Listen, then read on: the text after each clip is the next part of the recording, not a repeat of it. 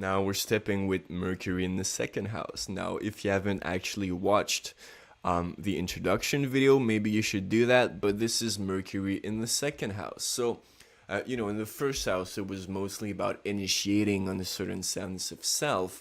But Mercury in the second is really about making sure that there is a steady foundation for the ideas that the Mercury is presenting, or that there is a practical understanding. There's no.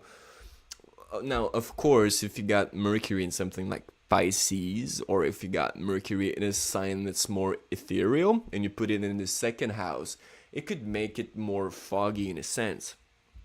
But they're really going to be trying to harmonize. Someone with Mercury in the second house is really going to be trying to harmonize the ideas and make sure that the foundation is steadily set.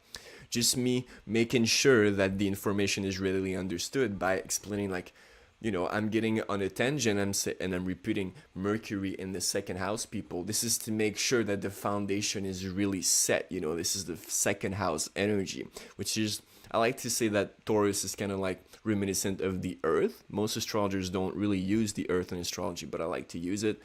This is the energy I'm pushing forward. But if you just want to look at Venus, really, because this is the foundation you feel more steady with, they're really going to try to harmonize a certain understanding of something through their curiosity, which is represented by Mercury. They're kind of striving to lay out what it is that needs to be set in stone.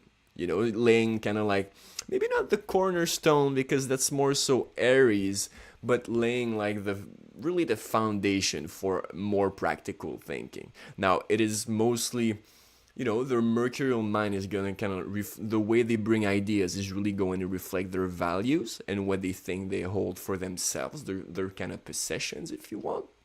And they're going to try to harmonize their ideas with the earthly sense and the practicality of their own, I want to say judgment, but mostly of their own really values, what they hold dear. The way they're going to unify ideas, they're going to try to make sure that, I'm repeating myself, but make sure that the foundation is steadily there for growth.